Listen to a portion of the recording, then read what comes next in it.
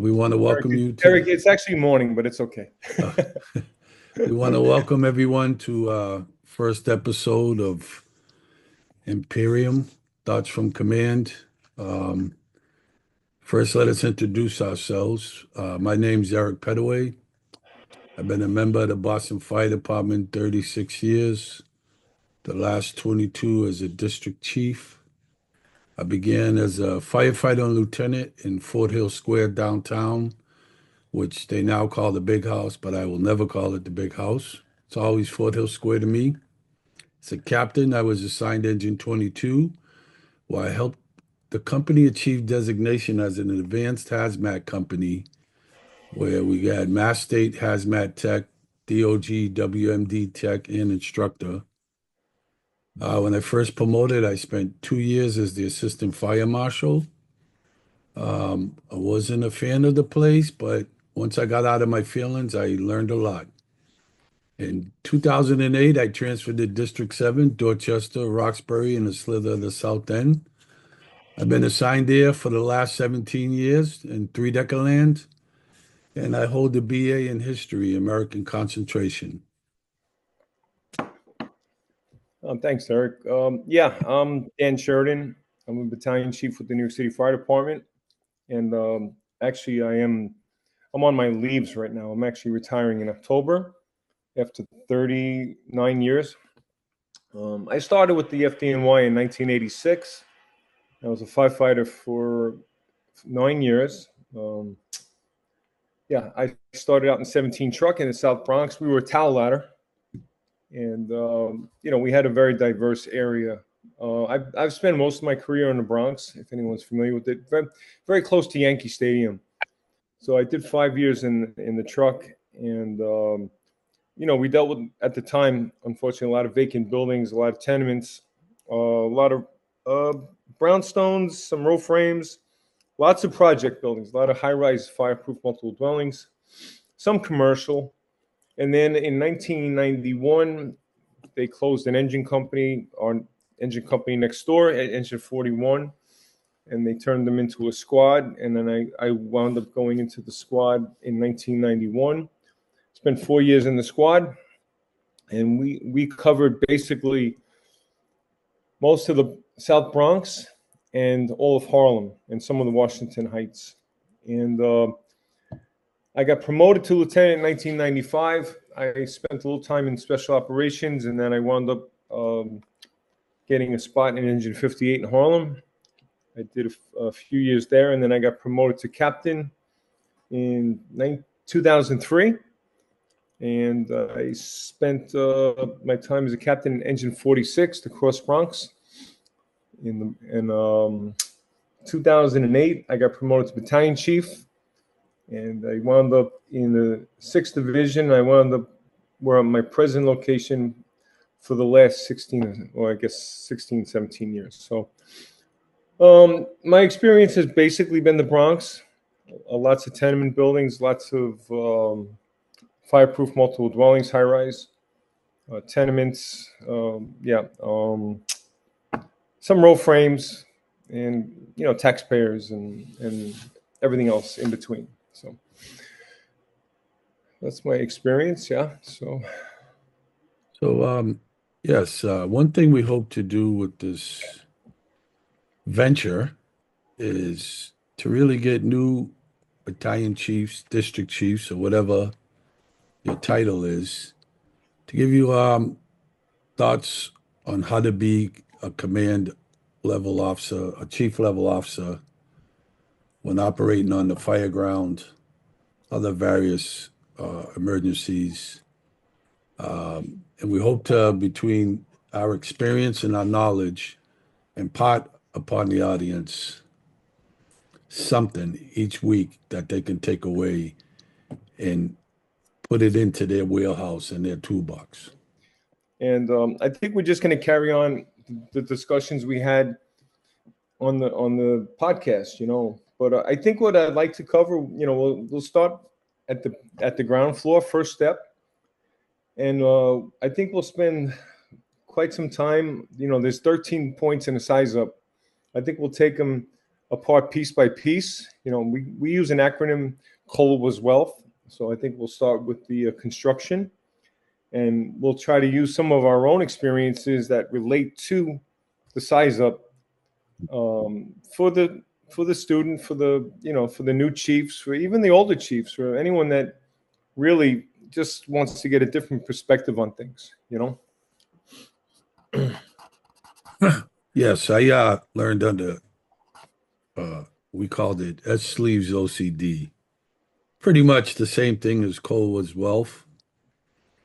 And I hope we can impress upon the audience that, you know, nothing's set in stone, but it's good to have a good foundation. Yeah, I agree with you, Eric. I think, you know, the coal was wealth. I find now that, out of those 13 points, the only thing that really is missing out of those 13 points is the L, is the location of the fire. But the other stuff that happens, the construction and the occupancy and all those things, you really do that instantaneously when you get the receipt of the ticket, you know. Once you have that ticket in your hand and you're looking at it, you do this within 30 seconds. And I want to impress upon a lot of the newer chiefs and even the older chiefs that you know a lot more than you think you know. I was in my area for the better part of 39 years, you know, and I could take an address anywhere in the South Bronx and give me an address, and I get a picture in my mind of what the building looks like, you know. And I think that's most of the battle is information. So, using that acronym, I think what will happen once students start practicing this Cole was wealth, it'll just become second nature. One of the things, and you just said it, I'm known to drive around a lot and I preach know your district a lot. When I hear the box come in and I think of the street right away, I think, okay, what's the average building on there? And does it have a building that stands out? Like where I'm at now, we could have a street where it's all three deckers, but halfway down the block is an old one-story commercial, usually ordinary construction, but you never know nowadays. We also have an abundance of facilities now that have been converted to where people are shipping products abroad.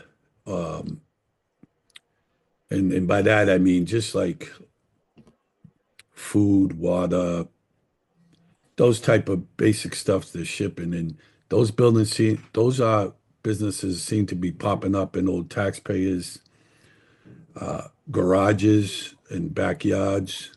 So usually when something comes in, right away I try to think what's on that street and what stands out. And I'm a big fan of know your district, know your battalion, and, and you should be on the road a lot, is what I'm saying. I had But you know, one thing I wanted to talk about real quick, just while we're talking about size up and the importance of size up, and before we get into the weeds on the size up, is that, like, I don't do exactly what you do. I don't drive around the neighborhood because I basically know the neighborhood. I mean, and when I'm out with the car and I'm doing my rounds, I usually focus in on new things or old things or things that are changing. But one thing I do, and I would advise, if you know, some of the chiefs, on your commute in the morning or at night or whenever you come in for the afternoon for the night tour or whatever, what I like to do is, on that drive down, is I take a building like, one of our biggest challenges in the FDNY are 6-story H type buildings, right? They're these massive buildings, 200 by 200. Sometimes they're set up in 2 or 3 wings. They may or may not have firewalls in the cockloft, you know. And the cockloft is that space between the top floor, between the roof and the top floor, right? We have this 2 to 3 foot lumberyard, really.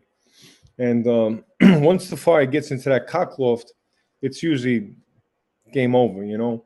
So what I do is, I think of different buildings in my district. Like we had this one building, 500 Southern Boulevard, for instance, you know. And I just try to imagine if we had a fire on the top floor, like what I would do. And I play these things over in my head. Where am I putting the towel ladders? You know, what am I doing about a satellite system, water supply? And I would encourage chiefs, on their drive in, if it's a short one, a long one, or even when they're in the firehouse, is just pick a building and just imagine it was on fire in wherever, the top floor, or even if it's a lower floor, and just in your mind, just like rehearse it. Just like, what would I do? Where would I put my first line? Where would I put my first truck? What are my Mhm. what are my needs? What are my special needs? Are there any hazards? Is there any lightweight? Is there any window bars? Whatever it is, and just play it out. It's really important because muscle memory, and this ties in perfectly with Cole as well. There's a story about a guy. He was in the Hanoi Hilton in Vietnam, and he was a big golfer, avid golfer, and he spent 2 or 3 years in the jail in Vietnam. And every day in his mind, he played his favorite golf course in his mind, every stroke, every hole. And when he got out and he played for the first time in whatever 3 or 4 years, he didn't miss a stroke because in his mind he had already played it out. So I think what chiefs need to do, and officers or anyone in command, is just look at that building in your district or any buildings that give you any kind of worry, and just play it out. Play it out in your mind. Anytime I see a building in litigation or the city is going after them or there's some internal dispute, I keep an eye on that place. And I think that's something everyone should do, because that's usually when the mice with matches come about. Mm. You and I don't want to start getting into the weeds now, but you brought up something about old movie theaters, and we're going to we'll do a whole episode on rehab buildings Cool. because I have some stories about rehabs and especially movie theaters. So, yeah, so let's not get into the weed now, but Yeah. I'm writing a note down, and we will talk about it one episode because Yeah.